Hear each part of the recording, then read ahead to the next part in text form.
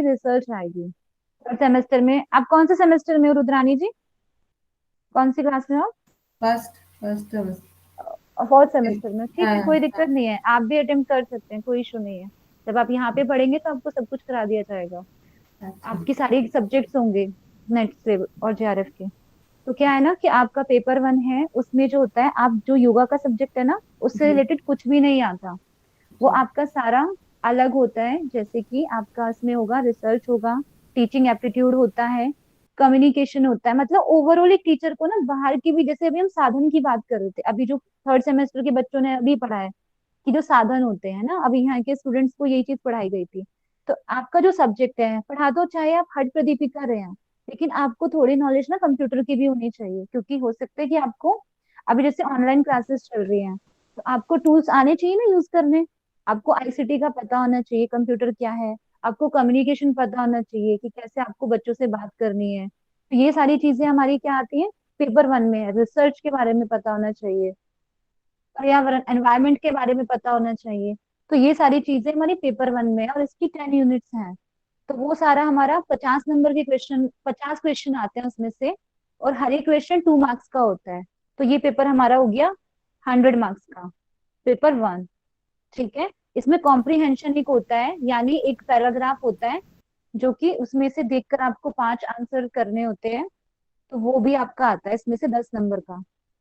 ठीक है। तो ऐसे ये पेपर डिवाइडेड है, पेपर वन। इसमें 10 यूनिट्स आपको मिलेंगी। दूसरा आपका होता है पेपर टू, जो कि आपका ओवरऑल सिलेबस पेपर टू में आता है, जो कि योग का आप जो भी पढ़ते हैं, हट प्रदीपिका, घेरन Samhita, Bhagavad Gita, Patanjali, anatomy, physiology, teaching method, जो भी सिलेबस है वो 10 यूनिट्स वहां से आती हैं। आपके जो वो दर्शन है, जो उपनिषद है, जितना भी सिलेबस है वो पेपर टू में आता है। वो बड़ा होता है, वो 100 मार्क्स का होता है। जो स्कोरिंग होता है ज्यादा, वो पेपर टू ही होता है, क्योंकि आपका सब्जेक्ट होता है।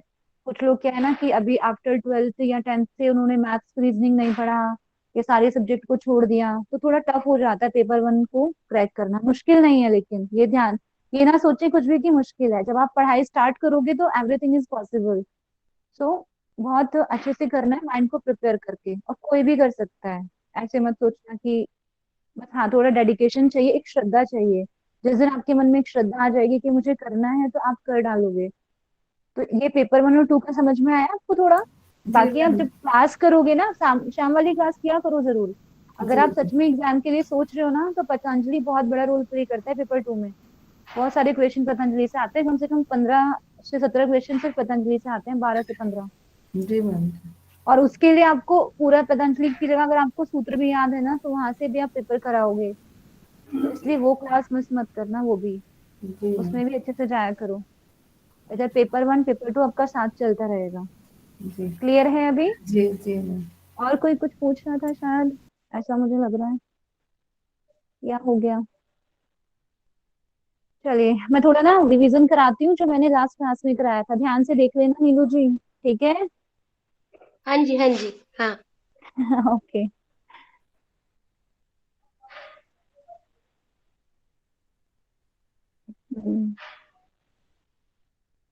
विजिबल है? Yes ma'am. मैं पहले लास्ट क्लास पे ही करा देती हूँ, ये जो भी है। हमने पढ़ा था टाइप्स ऑफ कम्युनिकेशन, कम्युनिकेशन के प्रकार क्या होते हैं। मैं ना एक आपको मदान की बुक है, मैं कल ये सारी चीजें आपको दिखाती हूँ। मैं आपको बुक भी बताऊंगी कि कौन सी बुक आपको लेनी चाहिए, ठीक है? वहां से आपको क्वेश्चंस मिल जाएंगे। पेपर वन के लिए ना कोई ऐसी एग्जैक्ट बुक आपको मिलेगी नहीं कि सारा सिलेबस आप एक में से ही कर लें, बट एक मदान की बुक है, केवीएस मदान की।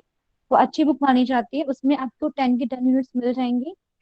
और आपको उसमें से प्रैक्टिस के लिए क्वेश्चन भी मिल जाते हैं, 250-250 क्वेश्चन आपके एक टॉपिक में मिल जाएंगे। तो वो बुक तो आप ले लेना, वो बुक अच्छी है, उसमें से प्रैक्टिस करने के लिए, पढ़ने के लिए।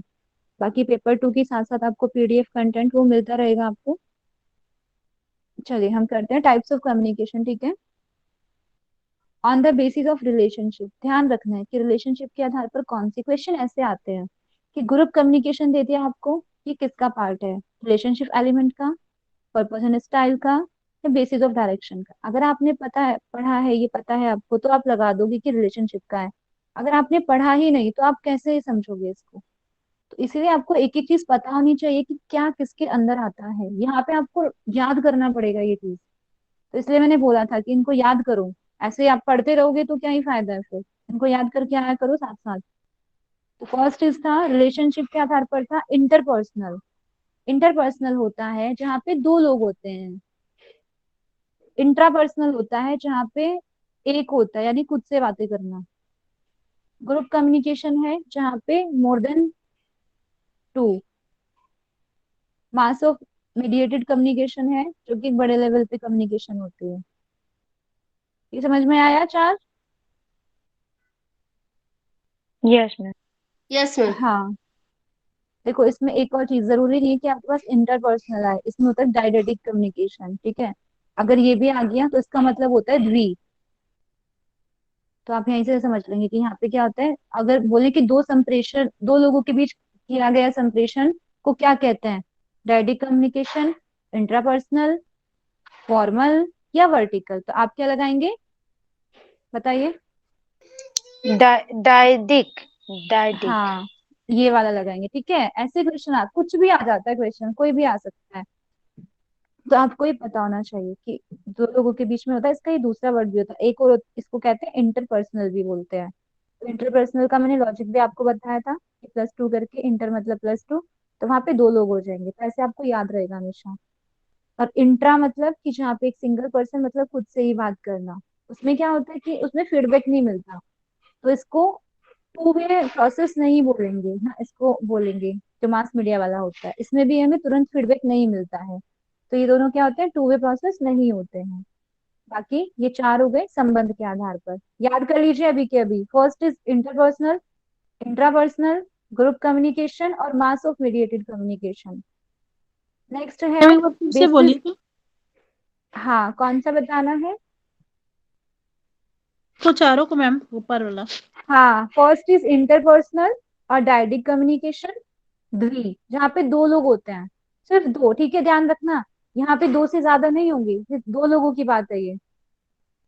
इंट्रापर्सनल मतलब एक पर्सन जहाँ पे होता है, आप खुद से बातें कर रहे हो तो ना, कई बार खुद में ही खोए हुए हैं, खुद से ही बातें कर रहे हैं, वो इंट्रापर्सनल के अंतर्गत आता है। नेक्स्ट है ग्रुप कम्युनिकेशन, जहाँ पे दो से अधिक पीपल होते हैं, ग्रुप में हम समूह में चर्चा कर रहे होते हैं। मास ऑफ मीडिएटेड कम्युनिकेशन, ठीक है, एक बड़े लेवल पे जो कम्युनिकेशन होती है उसको कहते हैं मास मीडिया। मैम एक टेलीविजन में सेकंड, ये हम्म। इसमें मैम आपने हाँ इसमें जी। बोला इंटरपर्सनल में दो लोग होते, दो से ज्यादा लोग नहीं हो सकते। नहीं नहीं नहीं, हाँ दो होते हैं इसमें। तो इसमें जो डिटेल्स में हमने अच्छा हुआ लिखा नहीं था, तो इसमें तो यही लिखा है दो या दो से अधिक व्यक्ति लिखा है, अधिक व्यक्ति भी लिखा है। किसमें? जो इसका इंटरपर्सनल का जो डिटेल लिखा है मैम, हाँ, इसमें जो फर्स्ट पॉइंट लिखा है तो उसमें दो या दो से अधिक व्यक्ति लिखा है। कम्युनिकेशन तो ये दो या दो से ज्यादा लोगों के बीच में हो सकती है, लेकिन जो इंटरपर्सनल होता है ना, डायरेक्ट, इसको हाँ। द्वि कम्युनिकेशन ही बोलते हैं, इसको द्वि, ठीक है, दो लोगों अच्छा के बीच अच्छा। में। हाँ, अच्छा। कम्युनिकेशन तो हो सकती है कि ज्यादा लोगों के बीच में भी हो, लेकिन इसको द्वि ही बोलते हैं। आपको क्वेश्चन भी उसमें मिलेगा मदान वाली बुक में कि द्वि जो संप्रेषण होता है वो किसको बोलते हैं, तो डायडिटिक या इंटरपर्सनल, ठीक है।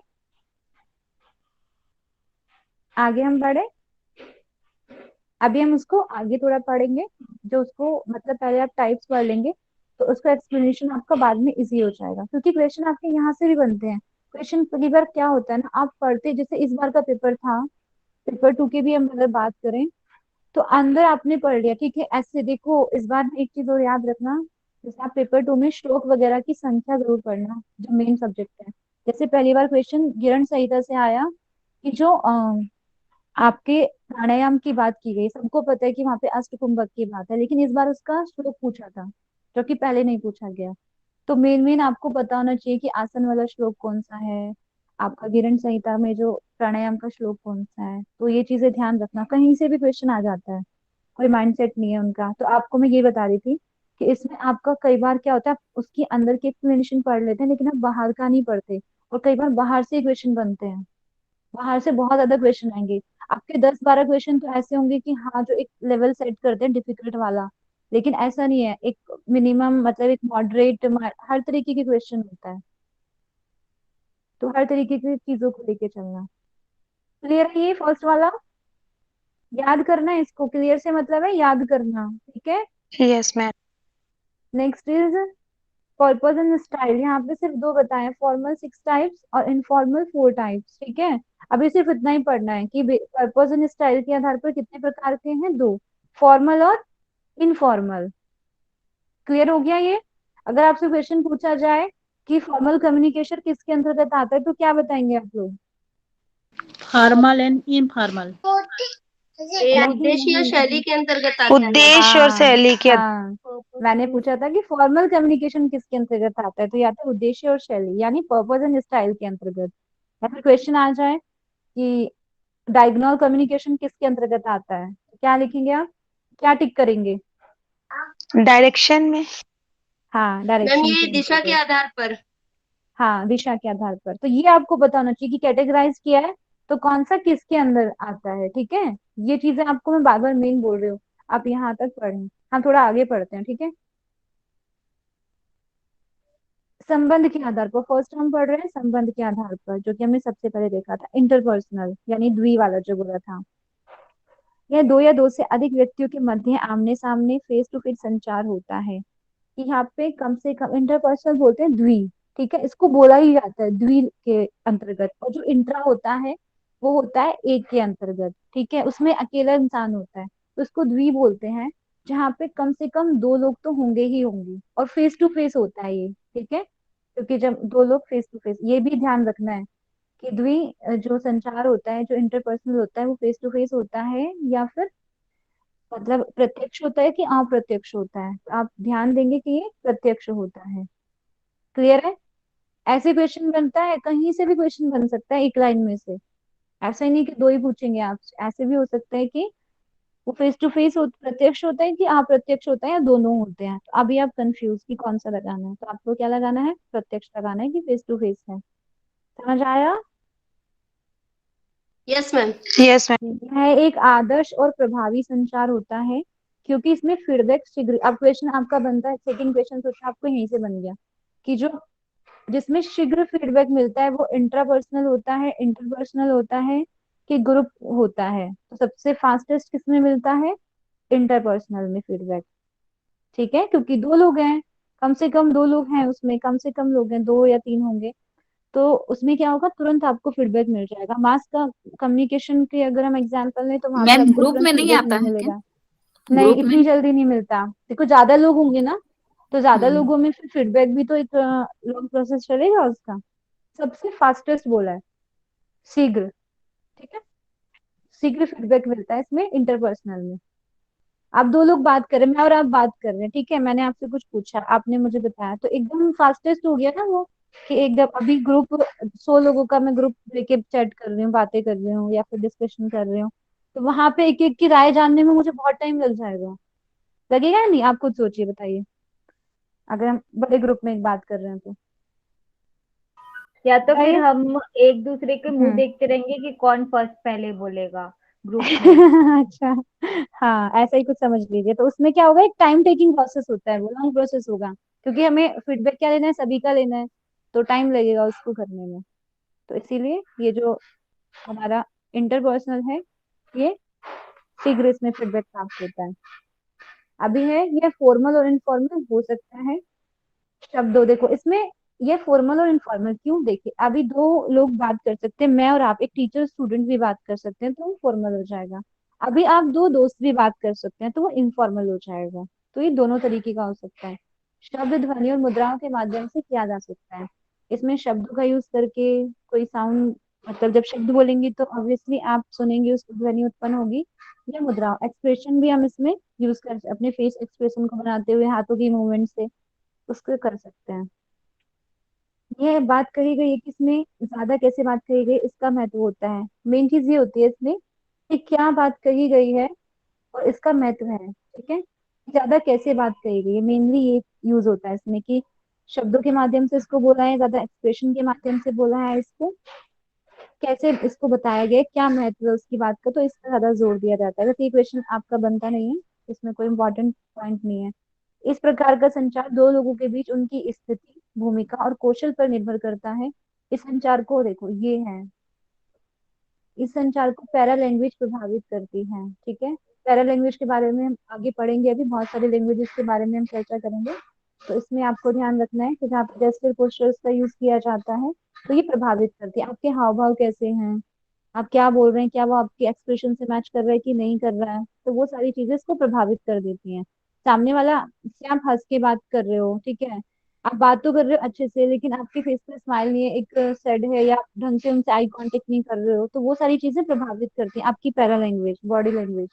तो वो इसमें ना पता चल जाता है सामने वाले को, तो वो इसको इफेक्ट कर देता है सारे कम्युनिकेशन को। तो ये आपका क्या पढ़ा आपने, इंटरपर्सनल कम्युनिकेशन। समझ में आया है थोड़ा, क्या होता है इंटरपर्सनल? इंटरपर्सनल में दो लोगों का बात होता है फेस टू फेस, और इसमें हम्म, सीक्वेंस फीडबैक मिलते हैं, और ये ना फॉर्मल और इनफॉर्मल दोनों भी हो सकते हैं। और हाँ, दोनों हो सकता है ये। हम्म, और ये और सब, इसको हाँ, इसको और प्रभावित करने वाले घटक क्या हो सकते हैं? पैरा लैंग्वेज मतलब बॉडी लैंग्वेज हाँ, तो कर पड़ते हैं, मतलब जी जिसको जी पैरा जी, लैंग्वेज। बिल्कुल सही बताया आपने। तो यहाँ तक आप ना अपने नोट्स प्रिपेयर करें और इसको पढ़कर रखें, ठीक है। मैं देखूंगी कल, या कल तो मैं आपको थोड़ा सा उसका भी दिखाऊंगी कि नोट्स कैसे प्रिपेयर करने चाहिए आपको। बट अभी आप इसी के बनाए तो शॉर्ट में आप बनाते रहिए, जो भी आपको जितना आपको याद रहे उस हिसाब से। कल मैं थोड़ा दिखा दूंगी कि गोइंग मैम टू ये जो कैसे फॉर्मल और बनाना है। इनफॉर्मल में जो पॉइंट 6 पॉइंट्स डिटेल दी गई, इसको लिखना जरूरी है कि इसको भी छोड़ देना है? नहीं नहीं, आप छोड़ सकते हैं, आप बस ये लिखिए कि ये फॉर्मल इनफॉर्मल दोनों हो सकता है, ठीक है। पॉइंट्स अच्छा, ना इसकी लिखते जो जाइए। पॉइंट्स डिटेल नहीं लिखना है ना अभी? हाँ, अगर जहाँ पे लगता है ना कि इम्पोर्टेंट है, आपको याद करने वाली चीज है, मैं उस पर फोकस कर रही हूँ, तो बस उसको लिखिए। और जहाँ पे लगता है कि नहीं, जो है फॉर्मल, यह जैसे फॉर्मल कम्युनिकेशन 6 पॉइंट है इसके, और इनफॉर्मल के 4 पॉइंट है, उनको वो मैं बताऊंगी जब आगे पढ़ेंगे ना। अभी आप इसको तो अभी ऐसे नहीं लिख लो लिखना है? जब, हाँ, अभी जब मैं उसको आगे एक्सप्लेन करती जाऊंगी तो तब मैं बता दूंगी क्या ठीक, क्या लिखना है, लेकिन यहाँ पे आप ब्रैकेट ठीक। में 4 और 6 डाल देना उसको, ठीक है। Yes yes ma'am. हम्म, क्योंकि देखिए मैं बार बार एक चीज बोल रही हूँ कि पेपर वन आपका एग्जैक्ट, आपका जो सिलेबस पढ़ते हो वहां से पढ़ के आपको कॉमन सेंस लगाना होता है वहां पे जाके, ठीक है, आपका लॉजिकल माइंड चलेगा। वहां पे आपको पेपर टू की तरह ना चीजें एग्जैक्ट नहीं मिलेंगी। आपने जो कुछ पढ़ा आपको मिक्सअप करके फिर उसका लॉजिक लगा के फिर उसका आंसर निकालना है। तो इसलिए तैयार रहें पूरा लॉजिक लगाने के लिए, और हो जाएगा, कोई इतना नहीं है दिक्कत, बस अच्छे से सुनना है, पढ़ना है, समझना है, और फ्री माइंड अच्छे से पॉजिटिव बिहेवियर के साथ। क्लियर है? नोट्स बनाएंगे आप लोग, देखो अच्छे से पढ़ो, ठीक है। तैयारी कराएंगे, कोई दिक्कत नहीं है, हम लोग ठीक है सब हैं। बट आप थोड़ा अपने आप को अटेंटिव करो क्लास में, अच्छे से नोट्स बनाओ, जहाँ डाउट्स है वहाँ पूछो बिल्कुल आराम से। मेरा नंबर भी है, कभी भी मैसेज करो, कॉल करो, खूब परेशान करो, ठीक है। Recording of ma'am the video PhD भेजेंगे। कितने ईयर में कंप्लीट हो जाता है? क्या? पीएचडी? पीएचडी कितने ईयर में